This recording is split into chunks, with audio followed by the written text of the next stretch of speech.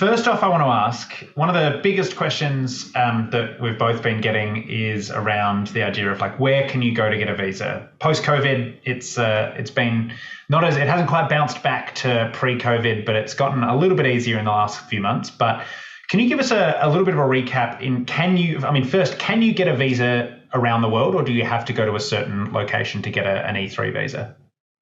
So the short answer is yes, you can.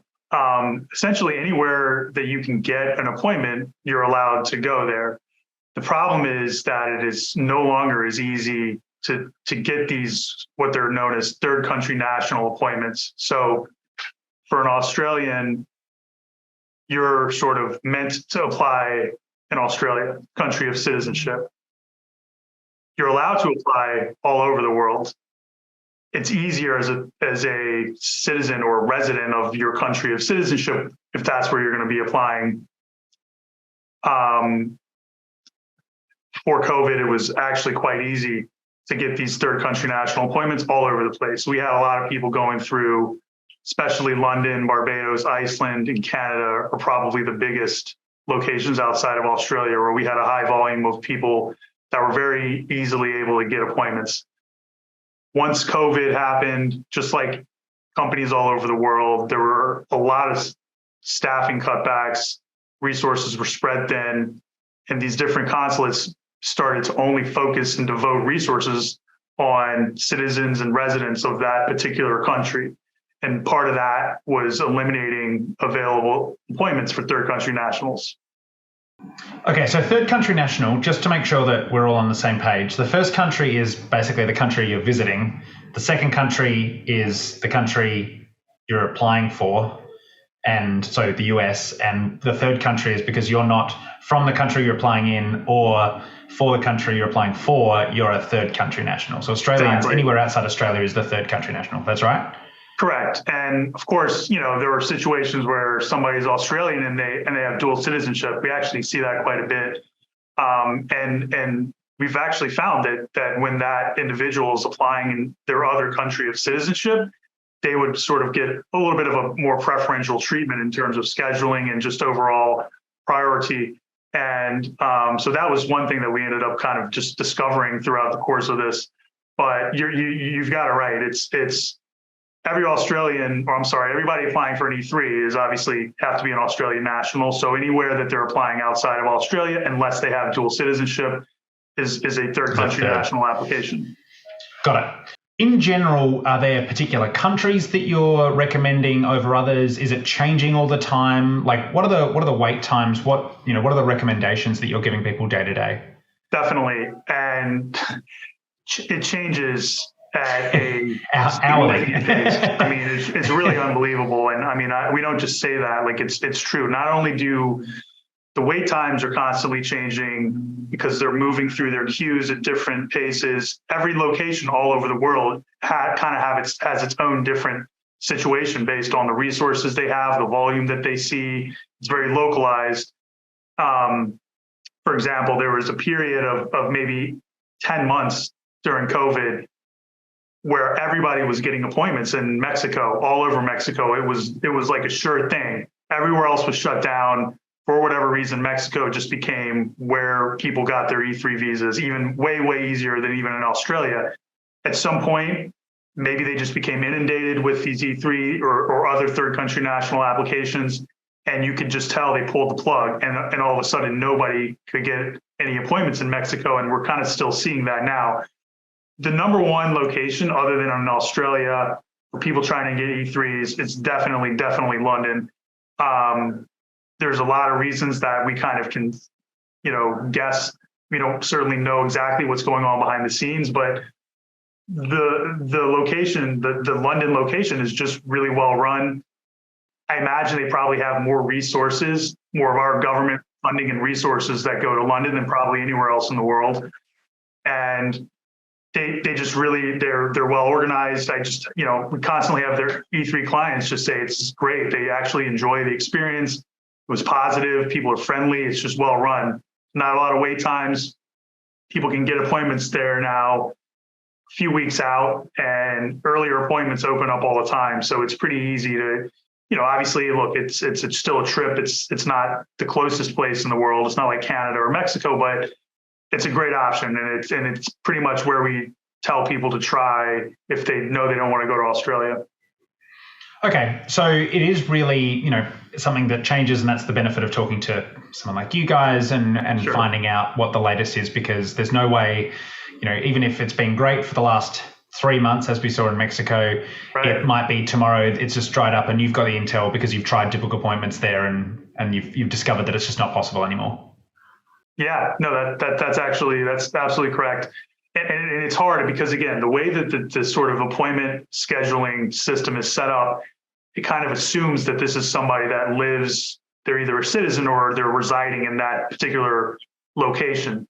It doesn't really lend itself well to somebody that's here in the States and they just want to look at the appointment calendars at all these different locations. That's kind of referred to as sort of venue shopping. And they don't really like that. They, especially during COVID, where they wanted to minimize discretionary international travel. They didn't really want the system to be set up in a way that made it easy for people to just hop all over the world for these appointments. They really wanted to devote the resources to people that were actually residents or citizens of that jurisdiction, and they wanted to discourage discretionary international travel. And so, again, it's kind of something that only once you're more or less committed or have decided on a specific place, and you're going through the steps, paying the fee, it's only then that you can actually see what dates are going to be available to you. Yeah, and that's a really good point. So just to confirm, you cannot see the actual calendar and the actual upcoming events until you've paid the non-refundable fee at a location. You have to pick the location before you know it's possible. That's correct. Yeah, you have to pay the fee. The fees are good now. I think they've extended it in most areas, in most locations, it's up to 48 months, but they're good for at least a year. I know. Actually, I don't think it's 48 months anymore. They're good for a year everywhere, right, from the time you pay the fee. And so non-refundable, maybe you do another appointment there, but we've had people pay fees in 3 or 4 different places sometimes just because that's what they have to do if for them to actually see the calendar and they don't know where it is that they're really going to want to go. Okay, so once you've paid the fee and then you're in and you can see the calendar, but there's an appointment and it's not for, in some cases months. We're hearing, some people might log in and not see any, or either not see any appointments at all, or the next one available is in like late February. Sure. What do you recommend people do? So you're weighing certainty and predictability against possibly getting an earlier date and sort of just seeing what happens. I tend to recommend that people err on the side of, if there's February isn't really even that bad if you look at it kind of in the grand scheme of things, because like you mentioned, there's a lot of places that either have no appointments available at all, or we've seen places that have appointments June, July, late in the spring or summer. So if you're going to kind of hop around and look, and you did find something in February, I would say take the February appointment, check the calendar every day, because in almost every situation where we've had somebody get an appointment and be in the situation where they need something earlier, if they check every day, and I really mean every day, then they're almost always able to get a cancellation. An earlier spot opens up, somebody cancels, they reschedule. You can almost always get, again, especially in London, we see that happen in London. Every time in London where somebody's checked every day, they're able to get an appointment, a week or two later. So. Okay, so it really is, logging in, checking every day, making sure. I know that sometimes I read online people saying like, hey, just a heads up, I'm about to cancel my appointment in X, just in case anybody's looking for an appointment in. So let's say they're booked in London and they've cancelled their appointment. Does it transfer, can you sort of quickly hop on and see it then, or is it more of a bit of a rolling process? Things aren't that efficient. I think it's more of a rolling, again, we don't know the specific mechanism that they manage their system with, but the way that we've advised everyone is to kind of look at the schedule either really late at night or early in the morning, because we're fairly confident that that's when the sort of daily calendar resets. So I do not think it's an instantaneous swap. Yeah. I think it's like a daily kind of aggregate, appointment calendar reset that happens either really early in the morning or late at night. It's like looking for concert tickets or something, you want to time it just Taylor right. Swift, she crashed Ticketmaster the other day, and now, the next step will be the London visa office. Yeah, absolutely. Yeah. Okay, and if you've gotten your appointment and you've gone, keep using London because it is a good example. If you've gotten to London, how long should I be planning to stay in London? Is this something that you need to be staying, is there a sort of set amount of time? Is it fluid? Yeah, that's a good question. And again, there's sort of before COVID and then after COVID. Before, we would always say you need to plan on 5 business days because that's sort of their official turnaround time estimate that they give. In most places. And again, it can fluctuate. Certain places are going to have just a more efficient operation, better turnaround time, 2 to 3 days. For example, it used to be in Iceland. You could really do the whole thing in a week when people were going to Iceland all the time. For London, I would say, just to err on the side of caution, I would say try to plan on 2 weeks if you can. Because again, you don't want to be in a position where, oh, my flight's tomorrow and I don't have my passport back, right? So, again, there's always going to be financial and logistic considerations that are involved, and not everybody can get a flexible return ticket, because those are expensive.